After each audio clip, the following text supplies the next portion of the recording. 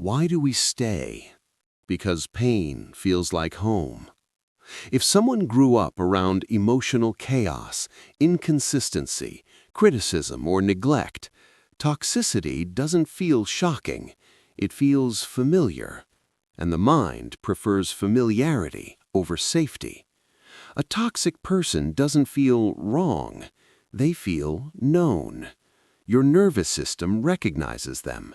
Your subconscious whispers, "This feels like childhood." And the most dangerous thing in psychology is this: we are drawn to what repeats our first emotional wounds, not because we enjoy suffering, but because we unconsciously try to rewrite the past. You think you're in love, but you're trying to win a battle you lost years ago. You're not fighting for them, you're fighting for the version of yourself who never felt chosen. And that battle is addictive. Toxic people rarely show you only darkness. They show you glimpses of light, moments of warmth, moments of intimacy, moments where they seem perfect. And those moments are enough. You don't fall in love with who they are, you fall in love with who they could be. This is not love, this is projection. You project a future version onto them. You fall in love with your imagination. And imagination is powerful. It keeps you waiting. It keeps you hoping. It keeps you trapped. You tell yourself, they're just going through something. They didn't mean it. They'll change.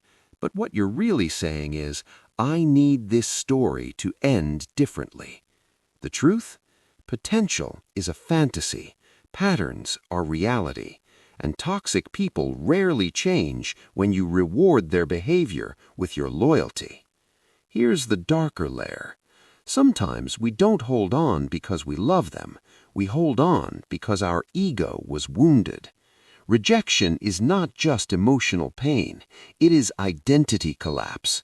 When someone mistreats you, leaves you, or chooses someone else, your mind interprets it as, "I was not enough." And the ego cannot tolerate that. So, instead of walking away, you stay, not to love them, but to prove your worth. You think, if I try harder, they'll finally see me. If I fix myself, they'll treat me better. If I stay long enough, I'll win. But love is not something you win. And the more you chase validation from someone toxic, the more power you give them over your self-image. You are no longer loving, you are negotiating your value. And nothing destroys a soul faster than begging someone else to confirm you matter. Toxic relationships are intense. Extreme highs, extreme lows, apology after betrayal, affection after cruelty. This creates something called a trauma bond. Your brain becomes addicted to unpredictability. The absence of love becomes more powerful than consistent love. When they withdraw, you crave them. When they return, you feel relief, and relief feels like love. But relief is not love. It is the end of anxiety.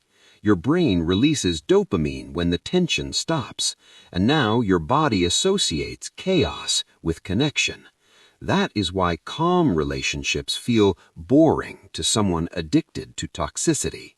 Peace feels unfamiliar, stability feels dull, drama feels alive. And so you choose the storm because silence feels empty. Let's go deeper. Why is it so hard to let go?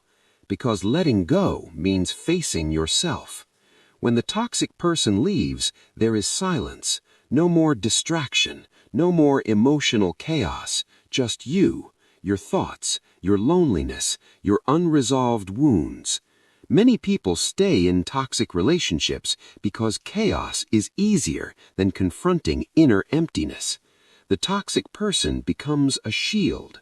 As long as you're fighting with them, you don't have to confront your own identity crisis. You don't have to ask, who am I without this relationship? And that question terrifies most people, because sometimes the relationship was the only thing giving you structure. Without them, you feel undefined. So you stay, not for love, but to avoid the void. Dark philosophy teaches us something uncomfortable.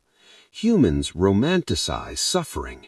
We believe that intense pain means deep love. We think, if it hurts this much, it must be real. But intensity is not depth. Obsession is not intimacy.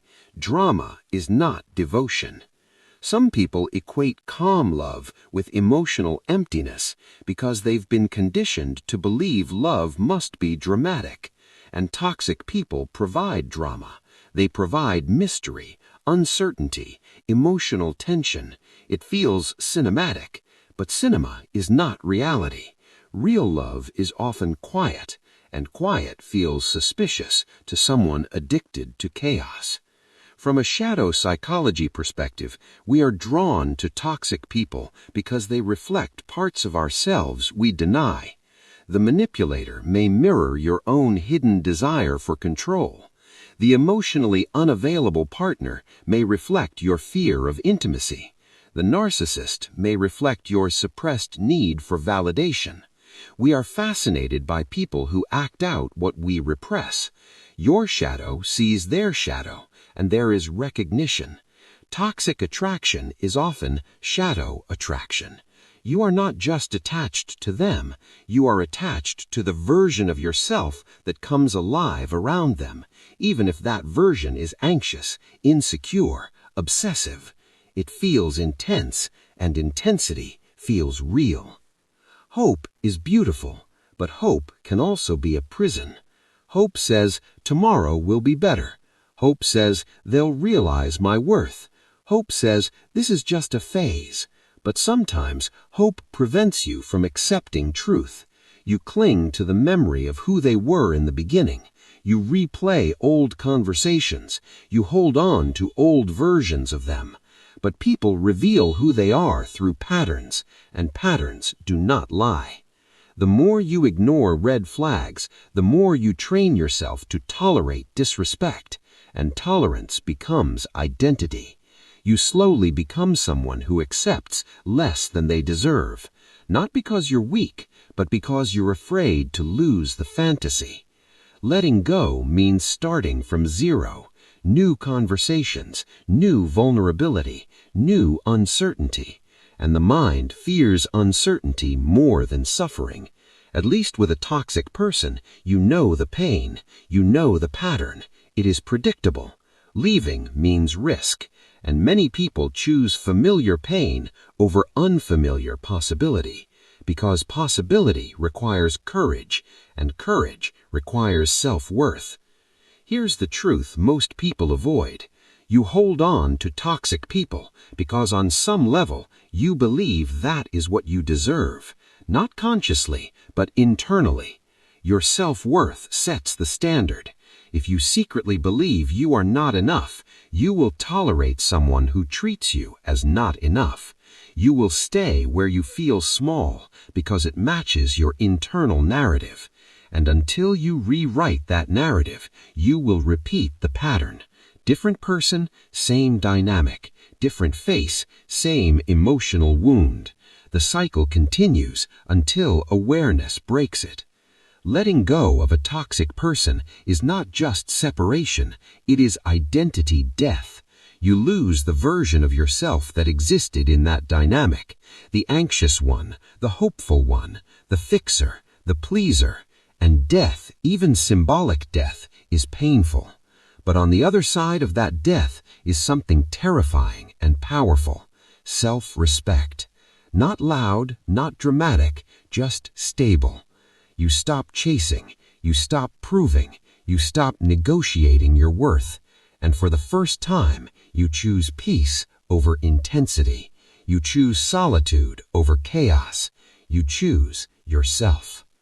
The reason we hold on to toxic people is not because we're stupid.